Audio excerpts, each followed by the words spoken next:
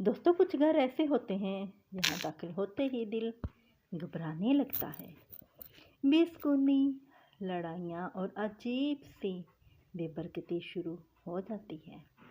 लेकिन असल सवाल ये है, क्या ये सब सिर्फ इत्तेफाक होता है या इसके पीछे कोई नज़र ना आने वाली वजह भी हो सकती है। और अगर आप आज बिल्कुल किसी नए घर में शिफ्ट होने वाले हैं तो ये वीडियो आपके लिए इंतहाई ज़रूरी है, क्योंकि आज मैं आपको एक ऐसा अमल बताने वाली हूँ जो आपके घर को हर किस्म के मनफी ताकतों से महफूज कर सकता है। औज़ुबिल्लाहिमिनश्शैतानिर्रजीम, बिस्मिल्लाहिर्रहमानिर्रहीम। मेरे मौजूद साइमिन साइमात, अब सबकी खिदमत में मेरा मोहतबरा और चाहतो बरा अस्सलामुअलैकुम वरहमतुल्लाहि वबरकातुहू। आप सुन रहे हैं नूरे दरूद।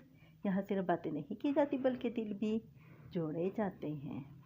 दोस्तों, जी हाँ, आज हम बात करेंगे घर में दाखिल होने का एक ख़ास तरीका और बिस्मिल्लाह का ऐसा अमल जो घर के फ़िज़ा को बदल सकता है। लेकिन ये सिर्फ एक अमल नहीं, ये एक रूहानी तहफ़्फ़ुज़ है। देखिए, हम में से अक्सर लोग जब नया घर लेते हैं तो सिर्फ दीवारें, कमरे और लोकेशन देखते हैं, लेकिन हम ये नहीं सोचते कि इस घर में हमसे पहले कौन रहता था, इसके हालात कैसे थे, इसके घर में क्या माहौल था। बाज़ औक़ात घरों में लड़ाइयाँ, परेशानियाँ या मनफी तवानाई रह जाती है, और यही वजह होती है कि नए आने वाले भी अच्छी मसाइल का शिकार हो जाते हैं। इस्लाम हमें हर काम से पहले अल्लाह का नाम लेने की तालीम देता है।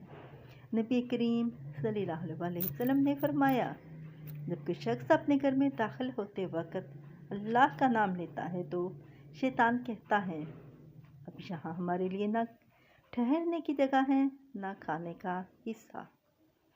इसी ही तरह एक और तालीम में आता है, अल्लाह का ज़िक्र दिलों को सुकून देता है, यानी असल हिफाजत सिर्फ अल्लाह के ज़िक्र में है। अब सवाल ये है, घर में दाखिल होते वक्त ऐसा क्या करें जिससे हर किस्म की लड़ाई दूर हो जाए और बुराई दूर हो जाए। यहाँ एक सादा लेकिन मौसर अमल है, लेकिन इसे सही तरीके से करना बहुत ज़रूरी है।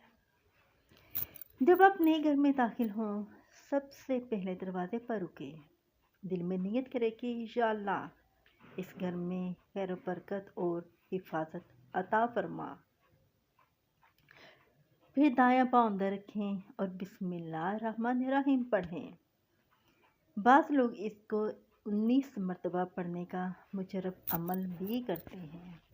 फिर एक गिलास पानी लें, इस पर बिस्मिल्लाहिर्रहमानिर्रहीम पढ़कर दम करें और पूरे घर में छिड़काव कर दें। इस अमल के बहुत से फ़ायदे हैं।